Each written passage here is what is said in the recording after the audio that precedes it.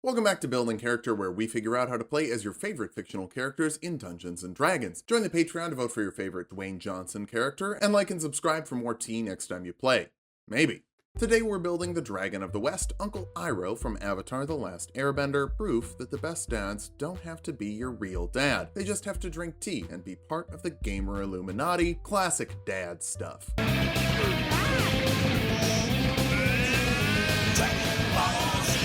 Let's start off with our goals for this build. First, we need to tell people how we got the nickname the Dragon of the West, or maybe it would be better if we gave them a demonstration. Next, we need to absorb elemental damage. Ki is stored in the tummy, and you've been cultivating extra storage space. Next, we'll go chill out in the spirit world when we're done adventuring. Retirement planning is crucial. Have your PCs been investing in a 401k? For stats, we'll be using the standard point array from the player's handbook. Roll for stats if you want, just keep those multi-classing minimums in mind. Wisdom will be number 1. Your advice is the best in the land. You're a diplomat first and foremost. That actually might be charisma. We'll make that number 2, just in case. Dexterity after that, you're not going to get pinned down just because you're an old man. Follow that up with constitution. It's a little extra cushion that could cushion you from fire and lightning damage. Intelligence is a bit low. We can just grab arcana to understand bending, and we'll dump strength because we can grab athletics to break out of jail. Iroh is another one of those characters that's pretty good at everything, and he's not mad at Korra for being good at things. Maybe we should all just try to be a little more like Iroh. It's pretty easy to be the same race as Iroh. He's a human. That's what we all are, I hope. But we'll use custom lineage for +2 to 1 stat instead of +1 to 2. No need to get mad about it. If you feel mad, just take a sip of tea. We'll grab the skill expert feat for +1 to an ability score like wisdom, an extra skill like perception, and expertise in a skill like persuasion, which we'll get from our background. We're even going to be using an official background, so no need to be mad about that. Bump your wisdom to 18 with your 2 free points. Take arcana for your skill of choice to explain firebending to your nephew, and the guild artisan background for insight and persuasion skills, but also proficiency with a set of artisan's tools like brewer's supplies. It does not specify that it's beer, mead, or ale. You could be proficient with brewing tea, in my mind. You also have a guild membership, so you know other members of the guild and are part of an elite secret society of fellow practitioners. Normally, I don't talk about other background features beyond abilities, but they're very important to Iroh and really fun for role-playing in general, so make sure you check yours out and use them as often as possible. We'll kick things off as a monk for 2 skills from the monk list like acrobatics and athletics to get a bit of physicality going, even if you're not as spry as your nephew and all the people who want to date him. You get martial arts, letting you make your unarmed attacks with your dexterity modifier. They deal 1d4 bludgeoning damage as well. After doing so with the action, you can even make another unarmed attack as a bonus action for a quick combo at level 1, even if your dexterity isn't the best. But your wisdom is really solid, and that will help you with unarmored defense. Being your AC 10 plus your dexterity and wisdom modifier when you're not wearing armor, it also does use your dexterity, but that's fine. We'll get some saucy stuff for your wisdom pretty soon. That's because we're going to dip to druid pretty quick here for spells and cantrips like produce flame. That makes a fireball you can hold in your hand for a light you can see with your bad custom lineage eyes, or you could throw it with a ranged spell attack that deals 1d8 fire damage. Control flames lets you do fun flavor stuff with fire, shaping it, putting it out, or getting it started. Or you could change its color. It's kind of showy and could be fun for when you're on diplomatic missions to impress other benders. For your first level spells, absorb elements lets you redirect some elemental damage, giving yourself resistance to acid, cold, fire, lightning, or thunder damage as a reaction, and adding a d6 of that damage to your attack next round. The resistance is the big piece of this, but the extra damage isn't bad. Create or destroy water lets you create or destroy 10 gallons of water, so you could have enough on hand to make tea.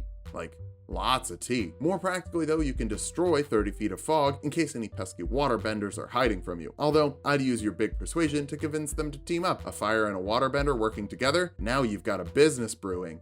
Tea. You also speak Druidic, a secret language of the Druids, to get into another elite club. Back over to Monk now. Second level monks get key points they can use to do cool dragon stuff later, but for now you can use Step of the Wind to dash or disengage as a bonus action and double your jump distance for the round. Your strength isn't great, so you still won't be able to hop all that great, but we'll get something for that soon. Patient Defense lets you dodge as a bonus action, giving you advantage on dexterity saving throws to avoid fire and lightning. Some of your family members aren't very chill. They're hot-headed. Fire. Flurry of Blows lets you make 2 unarmed attacks instead of 1 with your bonus action for a really hot combo. With all this heat, it's a good thing you're not wearing armor. That lets you use unarmored movement to move a little faster in your fashionable robes. Third level monks get to choose a monastic tradition, and there's nothing better for the Dragon of the West than the Way of the Ascendant Dragon. That makes you a Draconic disciple to speak Draconic and make your punches deal acid, cold, fire, lightning, or poison damage. You can also re-roll 1 failed persuasion or intimidation check once per long rest. If your niece isn't impressed by your title, just give her a demonstration. Breath of the Dragon lets you replace 1 attack per round with a 20-foot cone or 30-foot line of acid, cold, fire, lightning, or poison damage equal to 2 rolls of your martial arts die. Creatures in the area make a dexterity saving throw, taking half damage if they succeed. You can use this a number of times per long rest equal to your proficiency bonus, then after that by spending 2 key points. For Ascendant Dragon Monks I've built so far, I generally say only use one type of damage, but Iroh also does a little lightning here and there. The variety is the best part of this, so mix it up more at home if you want. Also, this saving throw uses your monk DC, so investing more heavily in wisdom right off the bat is going to let you really pump out the damage at the start of a fight. You could also spend key points deflecting missiles, reducing the damage of incoming ranged attacks by 1d10 plus your dexterity and monk level, and if you drop it to 0, you can throw the ammo back as a monk weapon. The key point is only if you want to throw it back, so burn down all the arrows you want and save your key points for Dragon Breath. 4th level monks get an ability score improvement. Iroh is a firebender. You bend fire with wisdom, pretty straightforward to cap that wisdom off as early as possible. Since we went custom lineage, we can do that super early. It's great. You also get slow fall, letting you reduce falling damage by 5 times your monk level as a reaction. Just shoot some fire down and it will keep you from breaking your legs. If you break your legs, they're harder to bend, and you are a bender. 5th level monks get an extra attack, letting you make 2 attacks with your action or up to 4 with a flurry of blows. All of those can be fire damage as a draconic disciple, but honestly, the best use is turning your mouth into a flamethrower and then punching twice. With one of those punches, why not try out a stunning strike? That forces a constitution saving throw on a creature you hit with a weapon attack like one of your punches. Failing that, they're stunned until the end of your next turn. I think this is the first time we've ever gotten here with a capped off wisdom modifier, and since it only costs 1 key point, interrupt your opponent's key and force them to automatically fail dexterity saving throws like your fire breath. What a combo, especially because your monk die bumps up to a d6 here, so that's going to deal more damage. 6th level monks get key empowered strikes, making your unarmed attacks magical in terms of overcoming resistances. It's much less important for dragon monks since you can pick 5 different damage types for each of your punches, but it's still not bad. As a dragon monk, you also get wings unfurled, giving you wings when you use Step of the Wind to fly until the end of your next turn, a number of uses equal to your proficiency bonus. If you need to, barf at the ground until you cowabunga upwards, but I think all those key points should be saved for burning things or electrocuting things. 7th level monks get Stillness of Mind, letting you remove an effect of charming or frightening as an action. Shouldn't happen to Iroh all that much. The high wisdom makes him pretty chill. You also get evasion, letting you take half damage from failed dexterity saving throws and no damage on successful ones. Lightning bolts and fireballs are both dexterity saving throws. Obviously, that's paramount to teaching your nephew how to fight your niece. Also worth noting, this is not resistance to those damage types and doesn't require the use of your reaction. So even if you fail because we haven't invested in dexterity, you can still use absorb elements to take 1/4 of the damage from a lightning bolt. 8th level monks get an ability score improvement, bump your dexterity up, then push your constitution modifier up as well. We have odd numbers. They're not my favorite, but I feel like Iroh would accept odd numbers just the way they are. 9th level monks get unarmored movement improvement, letting you move up walls and over water without falling in as long as you end your turn somewhere solid. Kind of like key empowered strikes, this isn't as important to draconic monks because you can fly with 1 key point.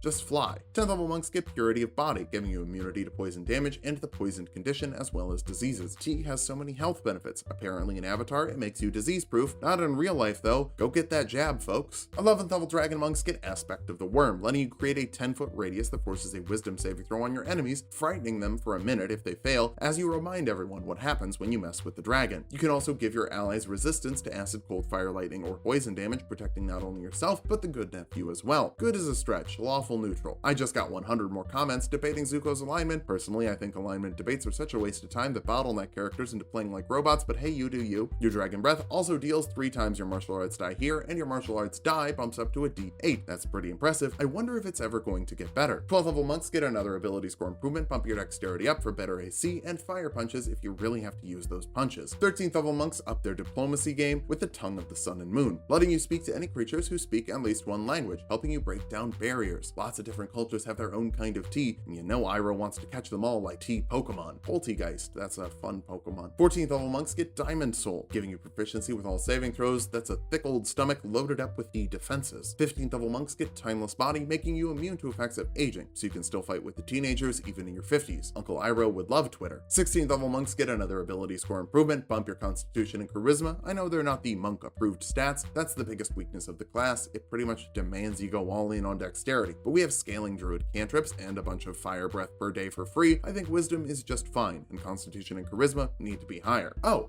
also, that gets better at the 17th level of Dragon Monk with the Ascendant aspect, letting you spend an extra key point with your breath to make it a 60-foot cone or a 90-foot line and deal 4 rolls of your martial arts die, which is now a D10. That's a massive area with guaranteed damage on everyone who doesn't have evasion. There are probably a lot of monks in the Avatar universe, but you know, It's fine. You also get blind sight out to 10 feet, meaning that you can see hidden and invisible creatures within 10 feet of you, so you don't have to worry about any sneaky assassins. Well, they're still assassins, but it's less concerning. If that weren't enough, Explosive Flurry forces a dexterity saving throws on creatures within 10 feet of you when you activate the aspect of the worm. Failing that, they take 3d10 acid, cold, fire, lightning, or poison damage. I think this is meant to be a shockwave, but I like the idea of you just spinning your head 360. That's pretty rad. 18th level monks get to empty their body with Empty Body. That lets you spend 4 key points to become invisible for a minute and resist all but force damage. While that's not really an Iroh thing, it's disadvantage on attack rolls against you and resistance to just about any damage that comes in. It's basically doubling your HP, but we're really here to cast Astral Self on yourself with 8 key points to go to the spirit world and hang out with the little astral bunnies. Our capstone is the 19th level of monk for one last ability score improvement. Let's bump up your dexterity a bit higher to fight when we run out of resources. Now that we've hit level 20, let's figure out how viable this build is. First, you're great at keeping the damage from coming in with Perfect Body, Empty Body, Deflect Missiles, Elemental Resistance Auras, Patient Defense, and Evasion all coming together to make you a surprisingly tanky fighter. You've also got a lot of great damage variety and consistency with Fire, Lightning, and Magical Bludgeoning if you're playing to character, and Acid, Cold, and Poison if you don't mind mixing it up a bit at home, all with a d10 damage die, and AoEs that are always going to deal damage to anything without evasion. Finally, you're pretty spry for an older guy, with base 60 movement speed, the ability to dash as a bonus action, which also gives you a flying speed for the round for up to 180 in a single round with a double dash. For weaknesses, key points aren't a hugely limited resource when you're mainly investing in monk, but after you use your free dragon's breath, you only have 9 more uses, assuming you don't spend them on anything else. This is per short rest, but there's a lot of good things to spend key points on. You also needed so many stats that wisdom is the only one we capped off. Missing out on cap dexterity as a monk means less accurate and less damaging martial arts. Finally, your HP is only okay, with somewhere around 140 depending on how you rolled, which could go away quickly on the front line. But if you're using your resources properly, you'll stay in a healthy balance and take out anyone who's underestimating the diplomat. Burn things down, keep your nephew safe, and drink lots of tea. Just try to use your powers of persuasion on your brother, otherwise his violent tendencies could eclipse your peaceful resolutions. Thanks for watching. If you liked the video, subscribe for more. We make 2 videos every week. Join the Patreon to vote for Dr. Smolder Bravestone or Luke Hobbs to rock your world next month, and sub to Tulok and Mango for more Tulok fun.